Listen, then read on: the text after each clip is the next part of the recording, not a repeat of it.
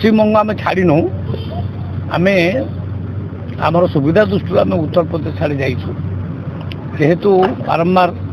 Waste Bengal रे blackmailing आम कहूँ तो लिखित आकार बणिक महासंघर कर्मकर्ता मान लिखित आकार देले तो सेठी प्रति गाड़ी पिछा 20-30 हजार 40 हजार कलेक्शन करा जाउछि एवं सेठिकार पुलिस सेठिकार प्रशासन ये कार्य करुछि सेमाने मध्य दुर्व्यवहार करुछन हमर व्यापारी मानकु लिखित आकार देला परे काली बैठक परे आमे काली डिसीजन नेलु जे उत्तर प्रदेश रु आलू आसीबो आलू उत्तर प्रदेश आलू भी मध्य बहुत भल क्वालिटी आलू मो देखुଥିଲି काली ऑलरेडी 10-12 गाड़ी आस सारानी आहरी 30-40 गाड़ी ऑर्डर दि जाइए तो तेणु आम गोटे राज्य पाखे बंधाई कहीं जदि अन्न आड़े मिलूँ भल आलू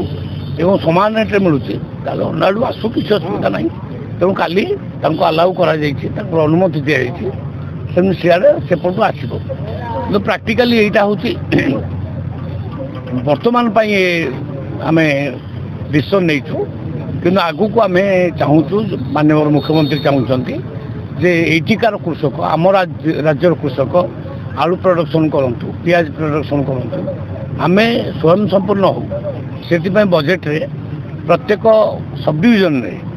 58टा सब डिविजन 58टा कोल्ड स्टोर आग हम एवं सेठिकार कृषक मान सब प्रोत्साहित कर आलू समस्ते प्रोडक्ट करेंगे पियाज प्रोडक्ट करेंगे आम आलू पियाज इत्यादि आम स्वयं संपूर्ण हबू कौन राज्य आणमु ना ए प्रकार विचार नहीं कम कर सरकार मुझे भावुँ यही 5 वर्ष भितर आम स्वयं संपूर्ण हो आमको अन्य राज्य आलू आने को पड़ो ना।